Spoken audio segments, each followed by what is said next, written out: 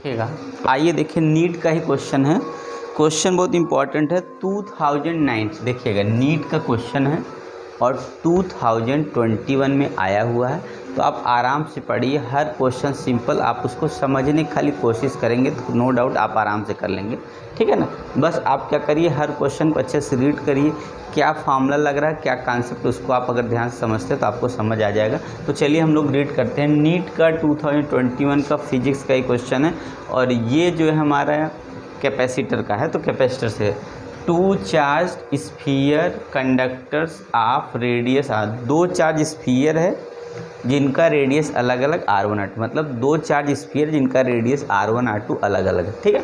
फिर क्या, are connected by a wire, उनको दोनों को वायर से जोड़ दिया, ठीक है। जैसे एग्जाम्पल समझिएगा, एक ये हो गया, दूसरा ये हो गया।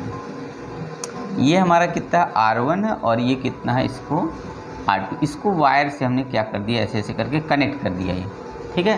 क्या दिया है, are connected by wire, then the ratio of surface charge density of the sphere, तो सरफेस चार्ज डेंसिटी का जो रेशियो होगा वो कितना होगा, इसमें से ये R1/R2 का होल स्क्वायर होगा या R1/R2 है या R2/R1 है या अंडर में R1/R2, यही बताना है। इसमें कुछ नहीं दिया है, शेप और कुछ नहीं दिया है, बस ये बताया कि R1 R2 दो रेडियस है, दो स्फीयर जिनका रेडियस है, इनको वायर से कनेक्ट करेंगे तो डेंसिटी, जो चार्ज डेंसिटी का रेशियो क्या। सबसे पहले देखिएगा हम लोग ऐसे समझिएगा, अगर इसका पोटेंशियल A हो और इसका पोटेंशियल B हो तो सबसे पहला कॉन्सेप्ट यही होगा कि अगर हम किसी वायर को क्या करते हैं, या दो स्फीयर को या दो चार्ज को जब एक साथ मिलाते हैं ना, तो जब तक ये दोनों का पोटेंशियल इक्वल ना हो जाए तब तक इसमें चार्ज का क्या होता रहता है, कंट्रीब्यूशन होता रहता है। मतलब समझ गए कॉन्सेप्ट क्या है कि इसमें पोटेंशियल सेम हो जाएगा। इट मीन्स क्या होगा, शेयरिंग चार्ज की तब तक होती रहेगी जब तक कि दोनों का पोटेंशियल सेम ना हो जाए। इसका कॉन्सेप्ट यही, तो दोनों का पोटेंशियल सेम हो जाएगा तो अपने आप ही क्या होगा, यहाँ पे जो इक्विलिब्रियम की कंडीशन आ जाएगी, चार्ज का ट्रांसफ़र नहीं होगा, ठीक है।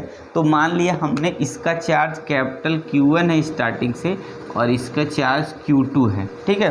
तो हम लोग की कंडीशन क्या है कि बोथ का जो पोटेंशियल क्या हो गया, सेम हो गया। और वो कौन सी कंडीशन है, जब हमारी जो है एक तरह से दोनों का चार्ज क्या होगा, इक्विलिब्रियम है, मतलब सेम चार्ज के लिए हो गया। कैसा हो गया, सेम चार्ज के लिए हो जाएगा, ठीक है, तब के लिए हो गया। तो इस कंडीशन में ये इक्वल हो गया। अब यहीं से स्टार्ट करिए, तो देखिए बी का इलेक्ट्रिक पोटेंशियल का जो फार्मूला होता है हम लोग जानते हैं कितना होता है, 1/4πε0 और होता है Q, तो Q1 पहले का लिखेंगे अपान R1 रेडियस हो गया। अच्छा, कम ज़्यादा क्यों होगा ये समझिएगा, तो ये तो हमने बता दिया इक्वल होगा, पर अगर सेप साइज में अगर बड़ा छोटा होगा तो इस पर कम चार्ज होगा, इस पर ज़्यादा चार्ज होगा। अगर ये छोटा, इस पर ज़्यादा, इस पर कम चार्ज होगा, इस पर ज़्यादा होगा, तो ये डिपेंड करता है। इसीलिए यहाँ Q1 Q2 अलग अलग होगा।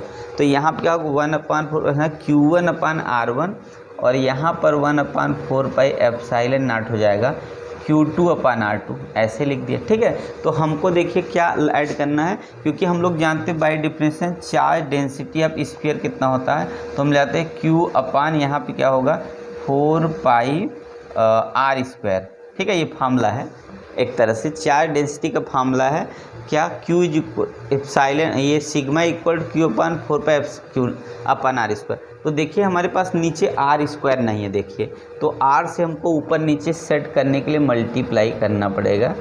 तो देखिए हम लोग क्या करेंगे, इसमें R से ऊपर नीचे मल्टीप्लाई कर देंगे, एक R1 Q ऊपर चलो गया और नीचे कितना होगा R1² हो गया। अब समझिए इक्वल टू 1/4πε0, यहाँ इसमें भी हमको क्या है R2 से ऊपर मल्टीप्लाई कर देना है, यहाँ Q2 है और अपान यहाँ R2² हो गया। इतनी बात समझ गए।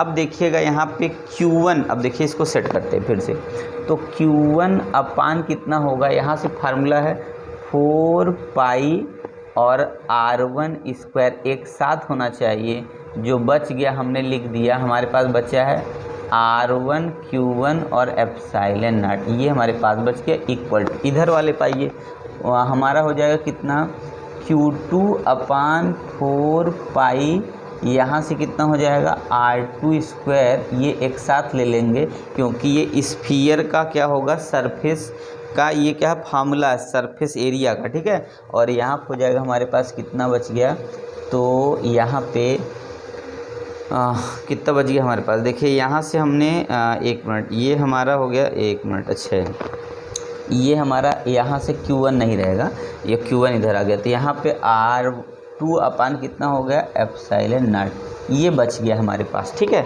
अब देखिए इसकी जगह Q1/4 पाई एप्सिलॉन Q1/4 पाई R1 की जगह हमको लिखना है σ1 और इसकी जगह σ2, तो बात समझिएगा, हम लिख रहे हैं देखिएगा, यहाँ हो गया σ1 और कितना होगा R1/एप्सिलॉन नॉट इक्वल टू, अब इधर देखिएगा इसकी जगह σ2 आ जाएगा, तो σ2 R2/एप्सिलॉन नॉट, देखिए एप्सिलॉन नॉट से एप्सिलॉन नॉट कट गया, तो अगर हम अब आए लेके σ1 के नीचे σ2 अगर ला दें तो इक्वल टू R2 के नीचे आराम से R1 आ जाएगा। और आप देख लीजिए ऑप्शन क्या होगा, तो आप मिलाइए ऑप्शन कौन सा है, 1 2 3 आपका मिल गया ऑप्शन सी। आप किस आंसर के साथ जाएंगे, तो आप जाएंगे आंसर किसके साथ, सी वाले के साथ। देखिए सी में R2 पर, तो सबसे पहले हम लोग को क्या याद होना चाहिए, देखिए कि जब किसी क्या बोलते हैं मेटेलिक कंडक्टर्स को अगर हम किसी वायर के थ्रू डालेंगे तो जो भी चार्ज होगा उससे नहीं मतलब छोटा बड़ा हो पर पोटेंशियल दोनों का इक्वल हो जाएगा, तब तक कंट्रीब्यूशन होता रहेगा चार्ज का जब तक कि पोटेंशियल सेम ना हो जाए।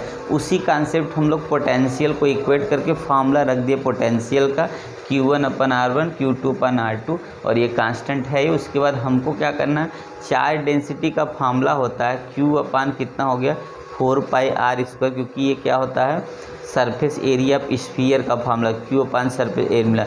उसके बाद हमको R की कमी थी, R का हमने ऊपर नीचे मल्टीप्लाई कर दिया और इसको एक साथ रखा, इसको अलग कर दिया, इसको एक साथ इसको अलग, इसकी जगह σ1 इसकी जगह σ2 और बाद में एप्सिलॉन कट गया और ये σ62 R2/R1, तो हमारा ऑप्शन सी वाला सही हो गया। तो आप लोग देख लीजिए क्वेश्चन बहुत कॉम्प्लिकेटेड नहीं, क्वेश्चन सिंपल है, थोड़ा सा समझने की बात है, तो आप समझ गए। तो चलिए हम लोग नेक्स्ट क्वेश्चन लेते हैं, तो आप लोग ध्यान से देख ले हर क्वेश्चन को। ओके चलिए आगे लेते हैं।